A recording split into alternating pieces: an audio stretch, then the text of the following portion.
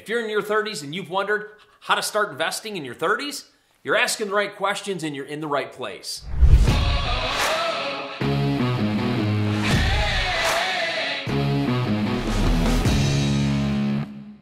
If you're in your 30s and you've wondered how to start investing in your 30s, then you're in the right place. Because to set yourself up for financial freedom, you need to start making those investments today. In this video, I'm going to walk you through the 5 things you need to know about investing in your 30s. Places to put your money and where your mind really needs to be to set yourself up for success. Let's get started.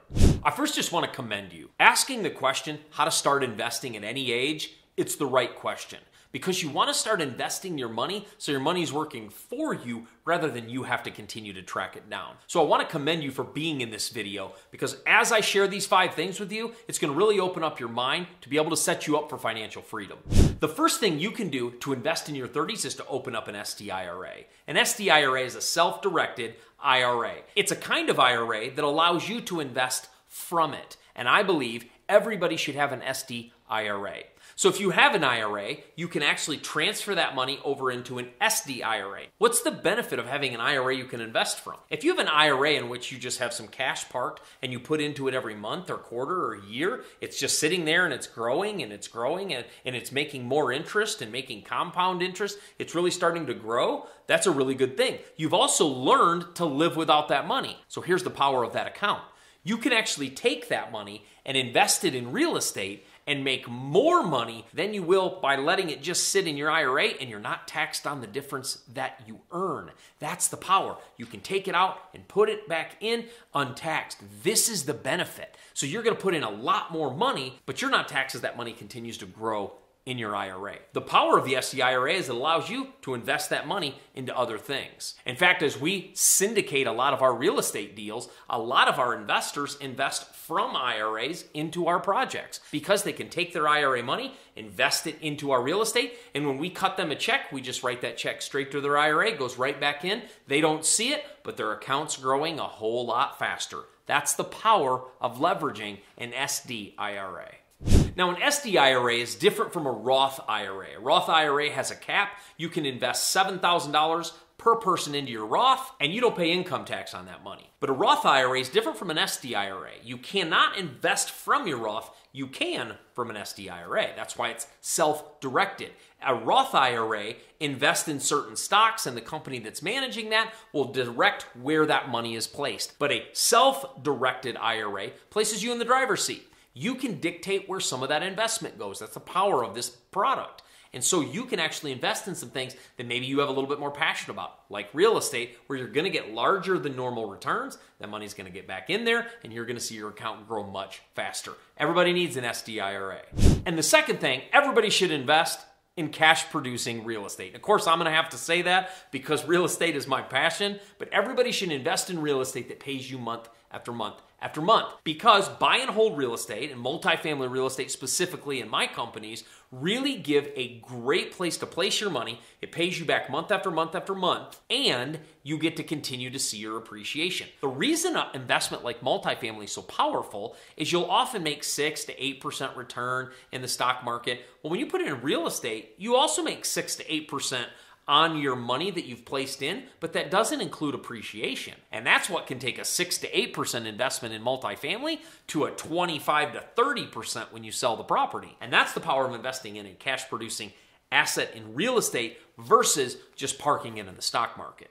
I like multifamily in the cash-producing world for a few reasons. Number one, it's safest in relationship to the economy. When the economy goes down and people often lose their homes, it creates more renters, which creates a higher demand for multifamily units. When I watched the crash happen in 2008 and 2009, while multifamily lost its value, just like every form of asset in real estate, it didn't lose its cash flow. In fact, it increased in cash flow because the demand for rentals became so high. It's recession resistant, we call it. It's not recession proof because a recession will hit all forms of real estate, but it's much more resistant than a single family home or other types of real estate. The other thing I like about multifamily is it protects you against vacancy. In a single family home, it's either 100% occupied or 100% vacant.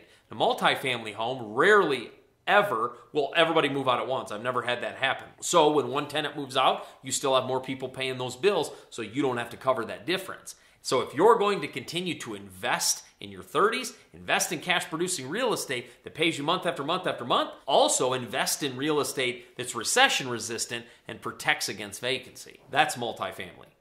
And the third thing to know when you're investing in your 30s, take as much risk as possible. I believe 20s and 30s are great decades for risk and investment because you have a lot more time to make it back up. Your 20s and 30s are your decades of risk. 40s and 50s, that risk starts to go down because if you lose it, your time frame in earning it back before retirement is shortening. 20s and 30s are our risk decades. So when you're in your 30s, take on as much risk and cash producing debt you can. Cash producing debt is any debt on something that makes me money. I'm not talking about debt on cars or your own personal residence or debt on boats and pleasure items. I'm talking about debt on real estate that pays you or debt on businesses that make you money. If your debt is on things that make you money, that's perfect. So in your 30s, take as much risk as possible and absorb as much cash producing debt as possible. Before I go on to the next two tips, make sure you subscribe to our channel and smash that like button. That helps us get this message to more people. Also, make sure you turn on the bell notification so you get notified every weekday when we do a video, because our greatest passion here is to help people achieve financial freedom through multifamily real estate. And I hope you are our next success story. Let's get back to the video.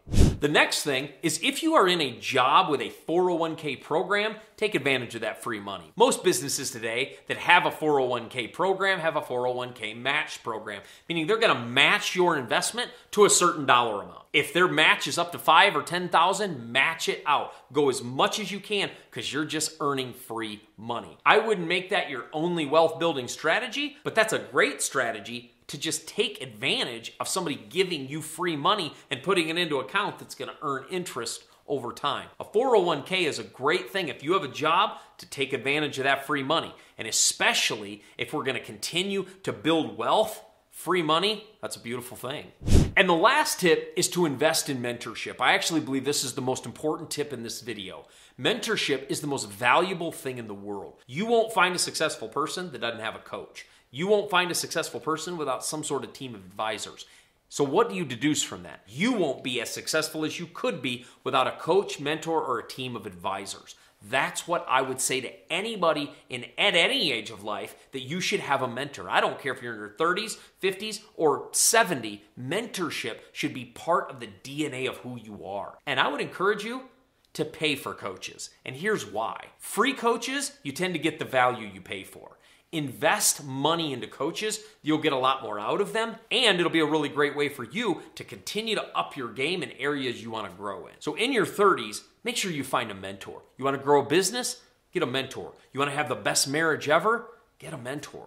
You want to grow your health and become really, really healthy and achieve that optimal health?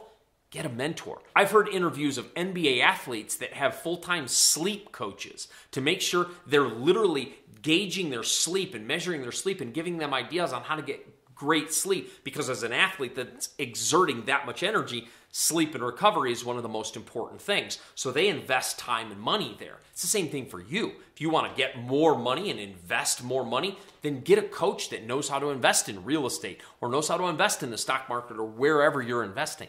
But make sure you invest in mentorship. I also want to give you a free gift today. I have a free 60-minute multifamily masterclass that walks you through how to invest in multifamily real estate and will allow you to do that in 71 days or less if you just follow the system. And you can get that in the description. Click the link, freemultifamilymasterclass.com, and I'll walk you through that exact system. I'll see you in the training.